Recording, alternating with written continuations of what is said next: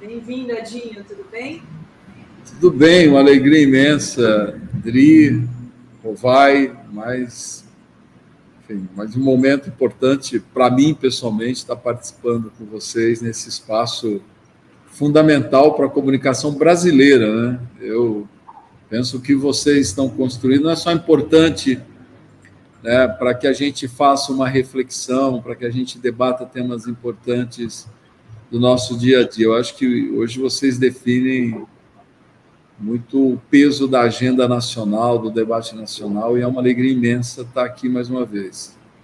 É sempre uma alegria estar com um amigo. Deixa eu te falar uma coisa, Edinho. Que elogio rasgado que você recebeu do Fernando Moraes, hein? Mas te promoveu a biógrafo. Então, cara, o Fernando é um grande amigo, né? E acho que ele teve ali um grau de bondade também no elogio. No processo de produção do livro, que ele é um processo que vem desde janeiro, quando eu resolvo escrever, né, eu fui consultando alguns amigos sobre o livro, né? Além do Fernando Moraes, eu consultei, para mim, um dos maiores jornalistas do Brasil, que é o tal do Rovai, não sei se você ouviu falar, né, que também opinou, colaborou. Então, é um pouco um livro construído também ouvindo os amigos. Edinho, então, antes, eu quero conversar de política contigo, mas quero aproveitar para falar do livro aqui um pouco antes disso, porque o livro também fala de política. O livro é uma declaração de amor a uma cidade, isso me pegou muito, assim, perceptível, o transbordo de carinho, né, que você tem por Araraquara.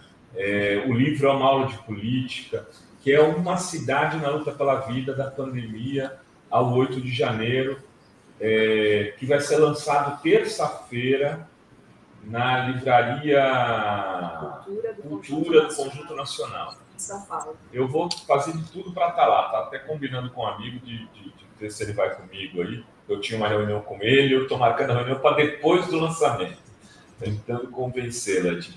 Queria que você falasse um pouco desse livro e como foi, né, essa tua experiência como escritor, que é um livro muito bem escrito, além de tudo. Vai, mais uma vez, obrigado, né? Vindo de você, é um elogio que tem muita importância para mim. Na verdade, quando eu decido escrever o livro, que é em janeiro de 23, o objetivo era registrar uma experiência de gestão, né? Eu sempre disse durante a pandemia, e reafirmo, que nenhum gestor que conviveu com a pandemia, no final de 2019 até o início de 2022, ninguém tinha nas mãos um manual de como enfrentar uma pandemia.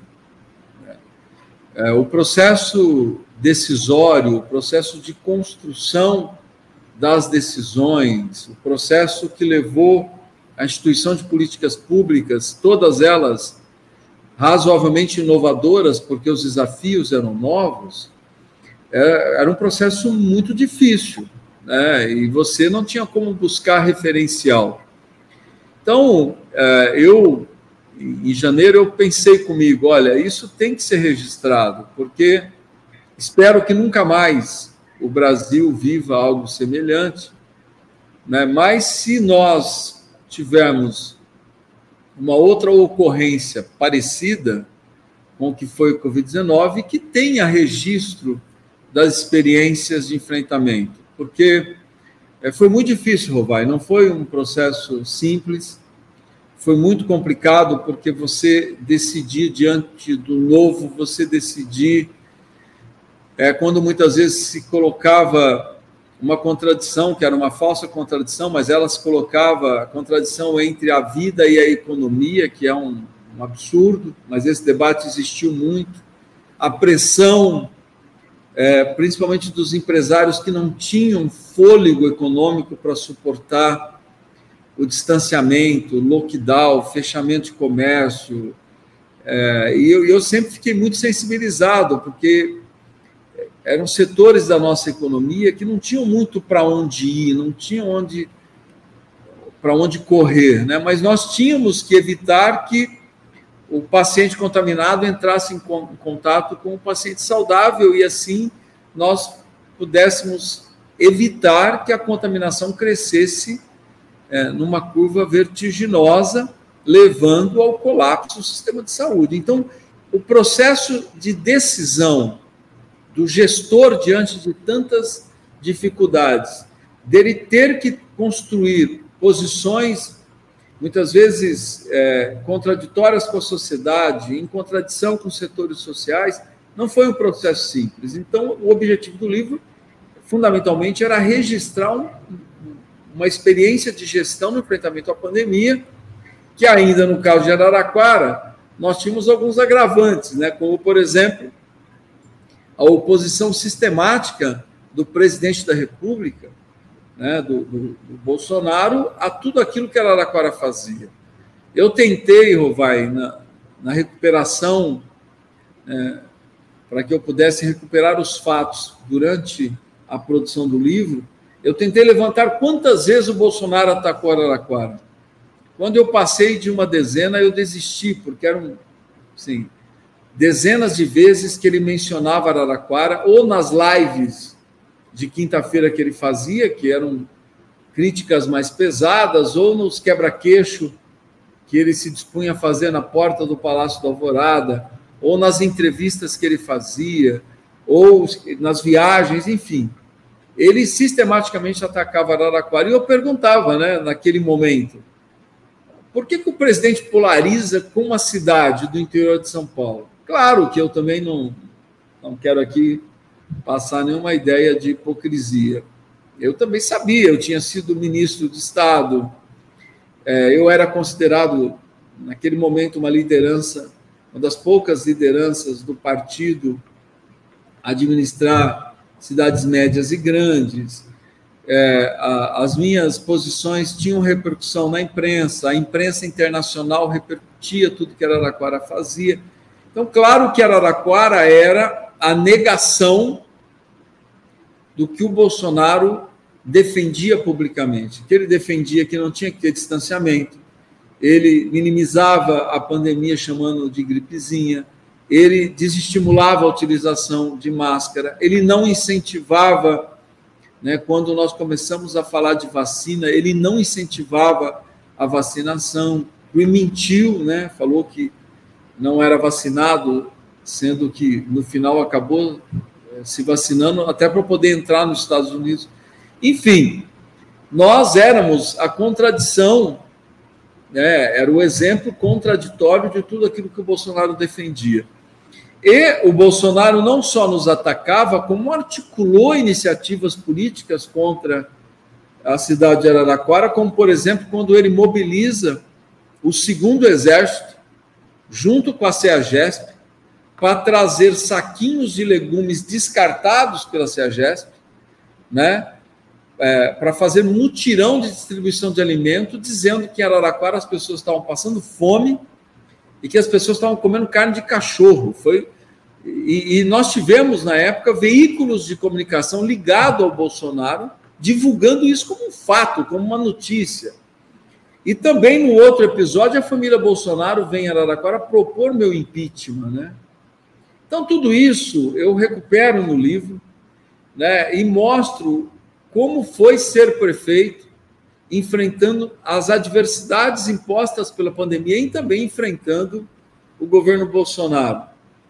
E quando eu recupero aquilo que Araraquara fez na pandemia, eu acabo recuperando no livro também as experiências administrativas que criaram as condições para que Araraquara pudesse fazer aquilo que fez. Eu até usei uma frase quando eu estava elaborando o livro, que, olha, o que nós temos na pandemia não foi um raio em céu azul. A cidade tinha um histórico de políticas públicas, nós tínhamos um acúmulo de participação popular, de conselhos organizados, de orçamento participativo, um governo que tinha um enraizamento social, que criou as condições para que nós pudéssemos também ter força política e força organizativa para fechar a cidade quando ela foi fechada, fazer lockdown, utilizar métodos de bloqueio da doença, fazer telemedicina, fazer visitação casa a casa, criar uma rede de solidariedade para que as famílias que estavam em vulnerabilidade pudessem ser atendidas pelos nossos programas de segurança alimentar. Enfim, o livro faz essa recuperação também. E quando eu estou fechando o livro, claro, além de gestor... Ia te perguntar sobre isso. Quando você está fechando o livro, acontece o 8 de janeiro. E o Lula está onde? Em Araraquara. Quando eu resolvo canalizar as energias para que eu fechasse o livro, eu chego a uma conclusão que ela é lógica, evidente. Né? Além de um gestor, eu sou um dirigente político. E por ter sido, e por ser um dirigente político, eu fui coordenador da campanha do Lula, um dos coordenadores da campanha do Lula em 22, participei da coordenação, liderada pela presidenta Gleisi, onde eu tive a alegria de dividir tarefas na área de comunicação com o Rui Falcão. Então, claro que eu não posso deixar de mencionar o meu papel, que eu chamo, o capítulo do livro, que eu chamo a eleição das nossas vidas. Porque, de fato, se nós não tivéssemos derrotado o Bolsonaro em 22, certamente tudo que ele fez na pandemia, o descaso dele com a vida humana, o descaso dele com os brasileiros, teria sido legitimado. E, além desse descaso, teria sido legitimado um presidente, um governo que legitimou no Brasil a homofobia, o racismo, o machismo, que atacava todos os dias as políticas públicas, que propiciava a possibilidade de ascensão social das famílias excluídas, um presidente que reivindicava o autoritarismo, a violência, defendia que cada brasileiro tivesse uma arma, enfim.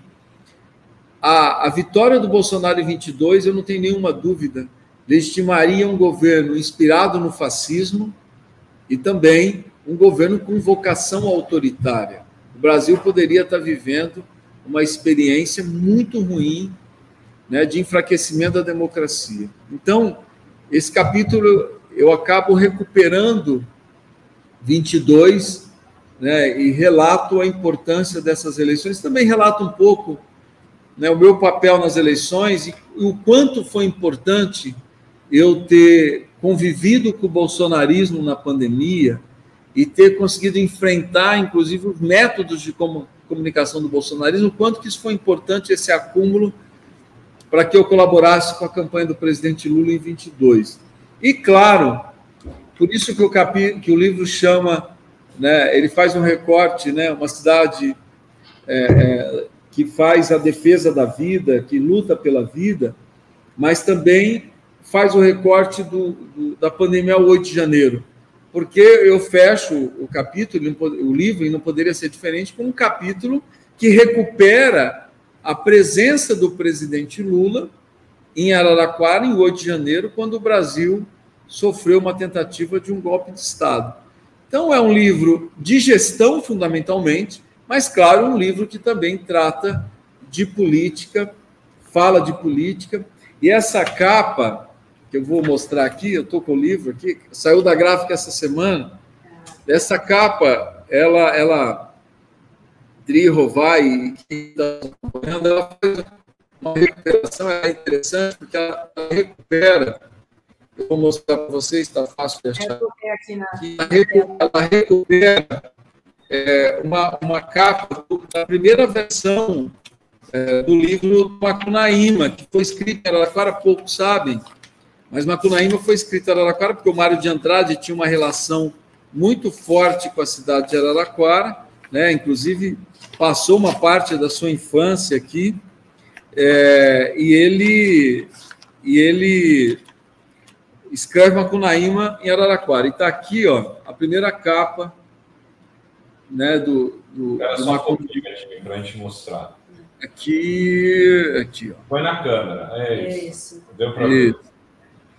E por que a capa do livro faz uma releitura no Macunaíma? Porque é evidente, né, quando eu recupero Araraquara, e que Araraquara, o Lula estava aqui em 8 de janeiro, eu acabo recuperando também o papel que a cidade acaba cumprindo no último período histórico.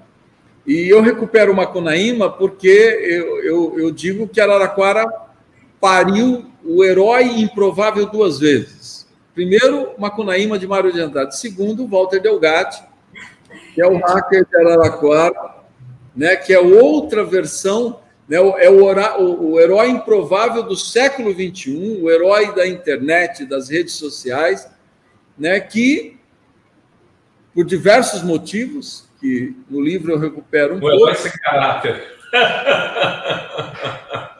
Ele salva a República, né?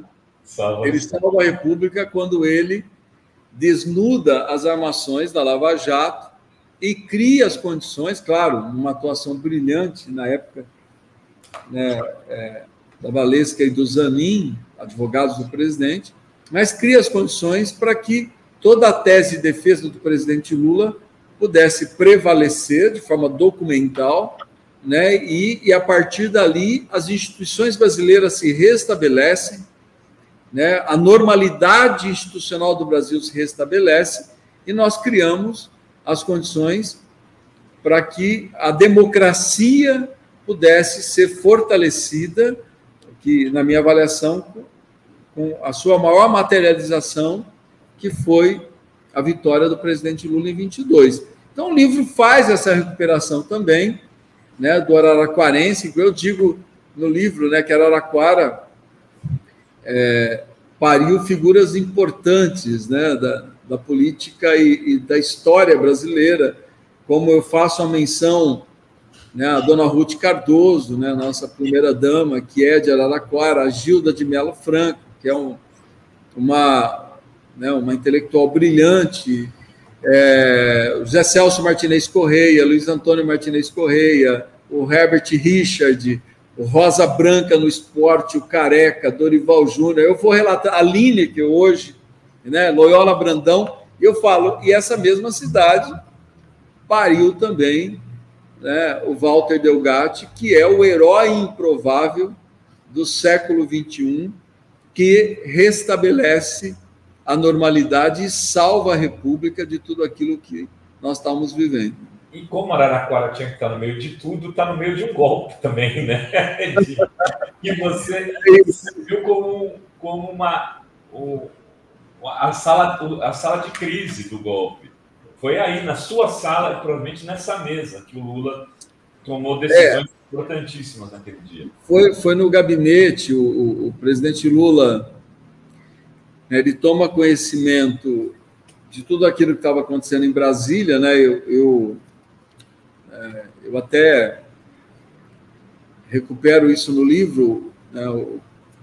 Na verdade, no dia 7, no sábado, quem me telefona dizendo que viria até Araraquara para prestar solidariedade é a Janja. A Janja me liga, muito sensibilizada, que Araraquara tinha sofrido no final de dezembro um desastre, né? Literalmente um desastre ambiental, né? A cidade, 9 pontos da cidade foram atingidos, uma família inteira perdeu a vida, porque um veículo que a família estava, né, caiu dentro de um rio, a correnteza levou, enfim, um desastre o que a cidade viveu. E a Janja, ela me liga no sábado dizendo que faria uma visita a Araraquara para prestar solidariedade. E eu fiquei muito sensibilizado com aquele gesto da Janja e começamos a organizar a vida da Janja.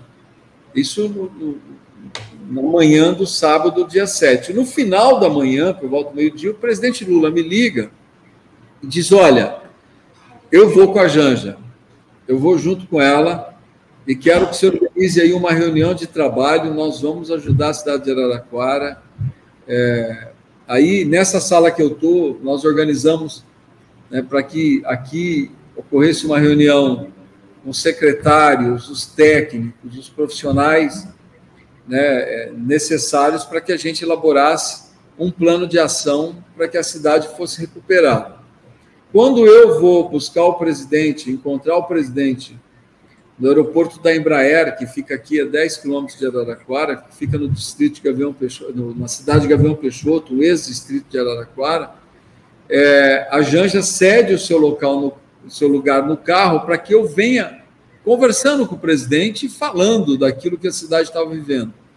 E quando no caminho o Stuckert me liga, né, o Ricardo Stuckert, que é o secretário de audiovisual da SECOM, né, figura historicamente ligada ao presidente Lula, me liga e pede para que eu mostre ao presidente Lula um vídeo que ele havia mandado no meu celular. Eu abro o vídeo, já são as cenas da invasão e depredação do Congresso Nacional. Eu olho aquilo, é claro, eu tinha a exata dimensão que aquilo era muito grave, né? Porque nós acompanhávamos pela imprensa que haveria uma manifestação em Brasília, que todos nós tratávamos como uma manifestação daqueles que não aceitavam a vitória do presidente Lula, dos inconformados, né? Hoje, tendo acesso aos dados, às informações da CPI, aos relatórios que vieram a público só agora, claro que os indícios de que haveria uma tentativa de golpe, esses indícios já estavam registrados nesses relatórios, mas publicamente, na primeira semana de governo do presidente Lula, o que a imprensa dizia era uma manifestação dos inconformados. Quando eu olho aquele vídeo, aquilo não é uma manifestação dos inconformados, aquilo é um ato de violência, de invasão da sede do Congresso Nacional. Nós paramos no local onde o presidente queria visitar, né? O presidente foi lá, olhou o local mais atingido pela tromba d'água que caiu em Araraquara.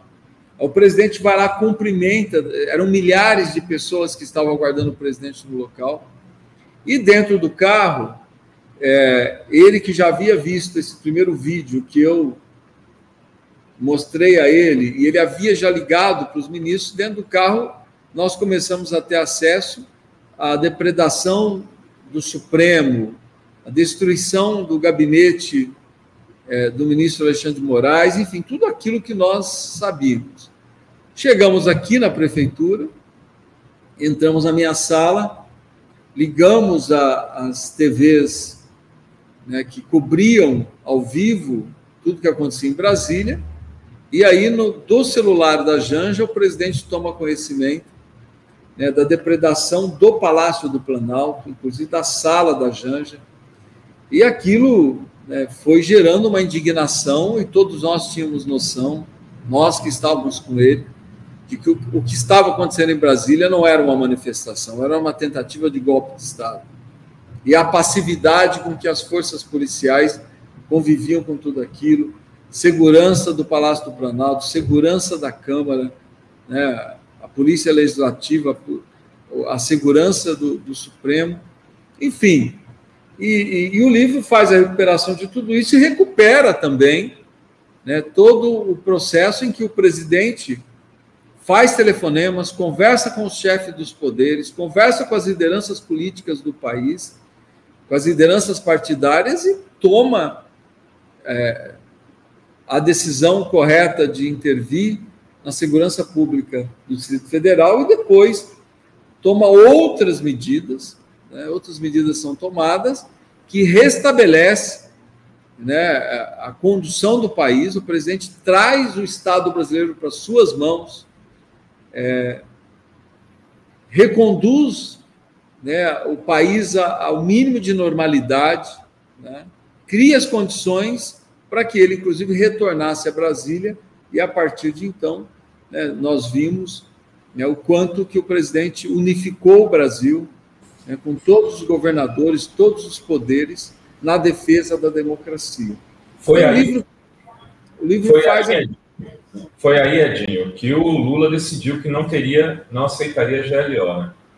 Foi diálogos na minha sala, que após várias hipóteses colocadas pelos ministros que estavam em Brasília, após ele ordenar que se criasse um gabinete de crise em Brasília, na sede do Ministério da Justiça, e todos os ministros foram para lá, e vários diálogos foram estabelecidos, e quando a ideia da GLO começa a criar força, tem que se reconhecer por mérito, né? A Janja faz uma intervenção dizendo que representava a GLO, já que ela tinha debatido essa hipótese quando da posse, por conta da ocupação dos quartéis, né, da frente dos quartéis, por aqueles que não aceitavam o resultado eleitoral.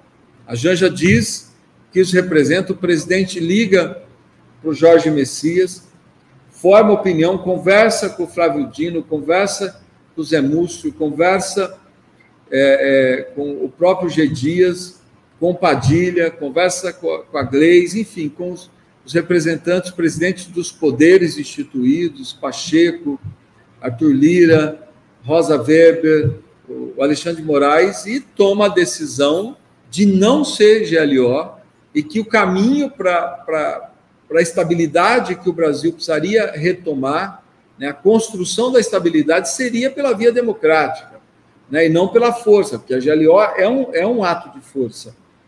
E ali penso que o presidente foi genial, né, como foi em todo o processo decisório daquele domingo, porque a decisão de não negar a GLO pela GLO, mas sim de fortalecer a democracia, faz com que, né, as instituições se fortaleçam, né, a ordem pública seja retomada, né, pelo caminho da democracia, pelo caminho da junção de forças, da construção da unidade em todos os poderes. Então, eu penso que foi efetivamente, né, um gesto histórico que tem de ser registrado pela história quando o presidente escolhe superar uma tentativa de golpe pelo campo da democracia.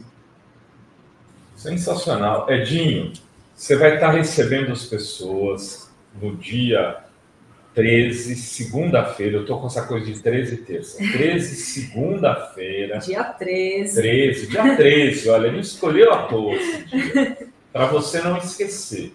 Tem gente falando, eu quero ir lá, quero que a gente vai dar autógrafo, Adri. Se a gente também dá, não tem problema, desde que você vá. Dá lá, na Livraria da Cultura do Conjunto Nacional, na Paulista de São Paulo, 19h30. Né? Livraria Cultura, vai ter um chazinho. Vai, um cafezinho com os biscoitinhos. Né? Aqui é Conceição Livreira Maria Flor, dizendo depoimento histórico, direto do gabinete, que tomou a decisão mais importante do governo Lula. Edinho, depois já tem outras cidades, você pede para a tua assessoria e nos enviando, que a gente vai atualizando. Vai divulgando. Imagino que Araraquara você vai fazer depois também, né? Não, a ideia, o Dri, todo mundo que nos acompanha, é fazer dia 13, segunda-feira, em São Paulo. Está pré-agendado e praticamente confirmado hoje, até o final do dia, eu vou divulgar o local em Brasília, dia 21, e dia 25 em Araraquara. E eu tenho agora, que a gente fechou hoje de manhã, que eu sou muito grato,